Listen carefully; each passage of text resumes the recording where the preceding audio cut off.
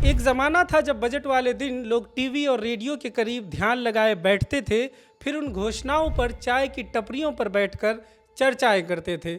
लेकिन जब केंद्रीय बजट में आपके राज्य का जिक्र ना के बराबर हो और आपके राज्य का बजट वित्त मंत्री सिर्फ 11 मिनट 35 सेकंड में निपटा दें, तो फिर उम्मीदें रह नहीं जाती, चर्चा करने को कुछ बचता नहीं है।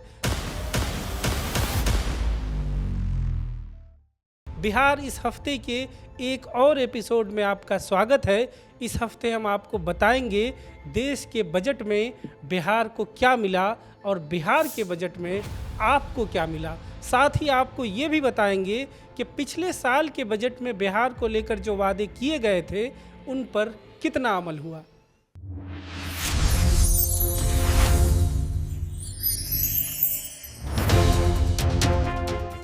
केंद्रीय वित्त मंत्री निर्मला सीतारमण ने 1 फरवरी को देश का बजट पेश किया। निर्मला सीतारमण के 1 घंटा 25 मिनट लंबे भाषण में बहुत गौर से ढूंढने पर बिहार सिर्फ 2 बार नजर आता है। इस बजट में पटना में शिप रिपेयरिंग सेंटर खोले जाने की बात कही गई, तो वहीं Varanasi Siliguri high speed rail corridor की बात हुई जो बिहार से होकर गुजरेगा। लेकिन पिछले साल ऐसा नहीं था, क्योंकि ये साल दूसरा है, वो साल दूसरा था। पिछले साल बिहार में चुनाव था, तो चुनाव से ठीक पहले देश के आम बजट में बिहार को लेकर बहुत कुछ घोषणा की गई थी।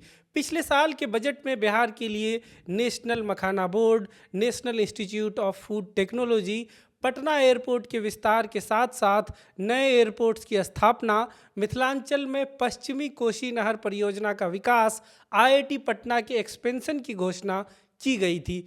चलिए अब देखते हैं पिछले साल हुए इन घोषणाओं पर 1 साल के बाद क्या अपडेट है। बिहार चुनाव से ठीक पहले 15 सितंबर 2025 को प्रधानमंत्री नरेंद्र मोदी ने पूर्णिया में आधिकारिक तौर पर मखाना बोर्ड लॉन्च किया था। चुनाव के बाद 12 दिसंबर 2025 को मखाना बोर्ड की पहली मीटिंग दिल्ली में हुई और central sector scheme for development of makhana को स्वीकृति दी गई, जिस पर अगले 5 सालों में 466 करोड़ रुपए खर्च किया जाना है। बजट के साथ सरकार द्वारा जारी report implementation of budget announcements 2025-26 के अनुसार बिहार के लिए जिस national institute of food technology, entrepreneurship and management यानी NIFTM की घोषणा हुई थी, उसके लिए मंत्रालय ने कार्रवाई शुरू कर दी है। अधिकारियों की एक टीम ने प्रस्तावित स्थल का दौरा किया है और बाकी प्रक्रिया चल रही है। जहां तक पटना एयरपोर्ट के विस्तार की बात है, उस पर 2018 से ही काम चल रहा था।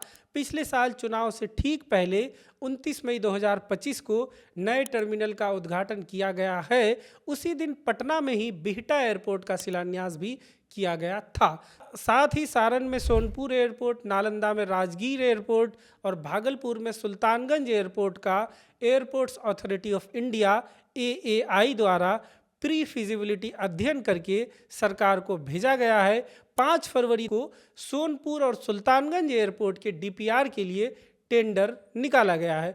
ऐसे ही पश्चिमी कोसी नहर परियोजना का विकास और IIT पटना का एक्सपेंशन भी अभी सरकारी प्रक्रिया में अटका है। उधर 2025 में बिहार में NDA की नई सरकार बनने के बाद पहला बजट 3 फरवरी को पेश किया गया। ये बजट 3.47 लाख करोड़ रुपए का है, जो पिछली बार की बजट से 30,000 करोड़ रुपए ज़्यादा है।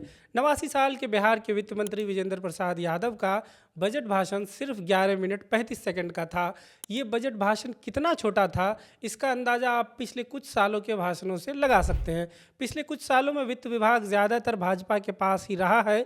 2025 और 2024 में सम्राट चौधरी ने क्रम से 38 मिनट और 30 मिनट का भाषण दिया था। वहीं 2022 में वित्त मंत्री रहे तारकिशोर प्रसाद ने तब 42 मिनट का भाषण दिया था। लेकिन महागठबंधन की सरकार में 2023 में जब जदयू के विजय चौधरी वित्त मंत्री थे, उन्होंने करीब 1.5 घंटे का भाषण दिया था। अब भी वित्त मंत्री विजेंद्र यादव जदयू के ही हैं, लेकिन भाषण 1.5 घंटे से सिर्फ 11 मिनट का हो गया है। वित्त मंत्री विजेंद्र यादव से जब इस बारे में पूछा गया, उन्होंने कहा, लंबा भाषण देने से क्या होगा, सारी बातें तो पहले ही आ गई हैं। दरअसल मंत्री जी की ये बात एक तरीके से सही भी है। जब बजट में ज़्यादा नई घोषणाएं नहीं होंगी, फिर पुरानी घोषणाओं को दोहरा कर कोई फजीहत क्यों कराए। बहुत ढूंढने पर बजट के डॉक्यूमेंट में कुछ एक नई घोषणाएं नजर आती हैं। पहला, सारण जिले के अमनौर में फार्मास्यूटिकल पार्क विकसित किया जाएगा। दूसरा, सभी प्रमंडलों में एक एक मेगा स्किल सेंटर और आगे सभी जिलों में मेगा स्किल सेंटर की स्थापना की जानी है। तीसरा, डीजल चालित सार्वजनिक बसों को सीएनजी और ईवी में बदला जाएगा। इसके लिए 500 से अधिक ग्रीन बस स्टॉप, 2000 से अधिक सार्वजनिक चार्जिंग स्टेशनों की स्थापना की जाएगी। उधर पटना में रहकर मेडिकल की तैयारी कर रही जहानाबाद की छात्रा की संदिग्ध मौत के मामले में पहली बार एसआईटी ने प्रेस कॉन्फ्रेंस किया। पुलिस ने प्रेस कॉन्फ्रेंस में अब तक हुई जांच का ब्यौरा दिया और बताया कि छात्रा ने आत्महत्या की है। जांच में छात्रा की उम्र 18 साल से कम पाई गई, इसलिए एफआईआर में नए सिरे से पॉक्सो की धाराएं जोड़ी गई हैं।